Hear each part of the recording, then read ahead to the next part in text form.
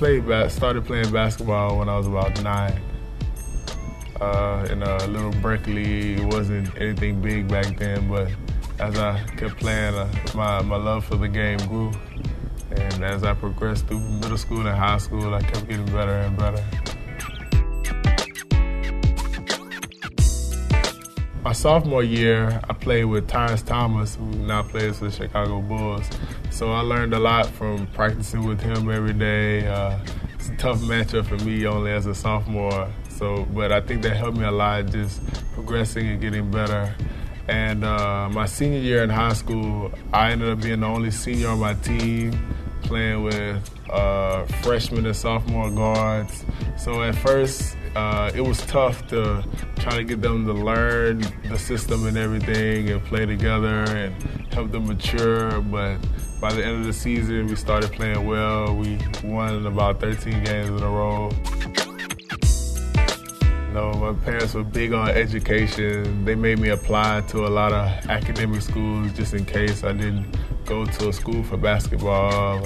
They both have strong academic backgrounds, and since I was young, they've instilled in me that education is very important. He's the kind of person that learns, fast. When you tell Jerome something, before 1 or 2 days, he got it already. So I think not just in the classroom, but also outside the classroom, he's very, very smart. He learned so fast. I think that's one of his strengths, also how he learned. But he's in classroom, he's the bomb. In 6th grade, when I went to my middle school, I'd signed up in band class to play the piano because I played the piano since when I was younger. But my band instructor told us that we had to pick an instrument. We couldn't play the piano. So I just saw the trumpet and I pointed at it. And that's really how it started. My parents took me to go buy a trumpet, and I just played it, and it became a passion throughout middle school and high school.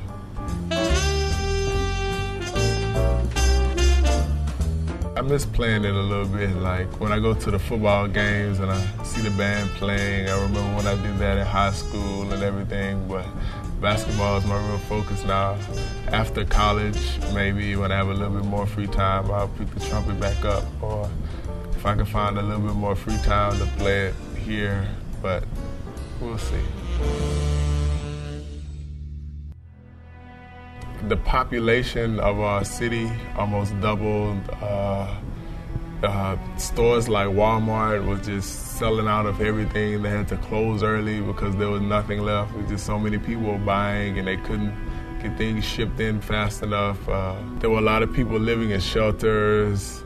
I donated a lot of my clothes that I wasn't using anymore. We donated a lot of food and money. We worked at the shelter a little bit.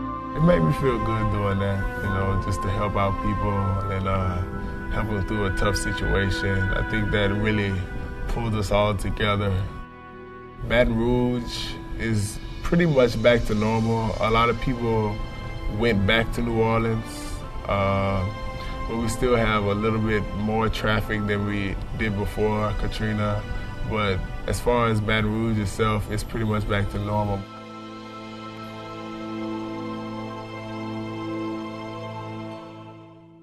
When I first got here in the summer, it was tough. The guys would beat me around when we played pickup in the summer. The weightlifting, even though I lifted by myself in high school, it was a little tougher here. So by the time August, September, and then finally October rolled around, I felt I was ready. I could compete with the guys.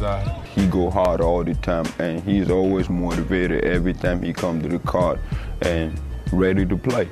He's hungry, every time on the court. I just want to keep playing and keep getting better, but come next year, I really expect to be a key part of the team and be able to help out a lot and maybe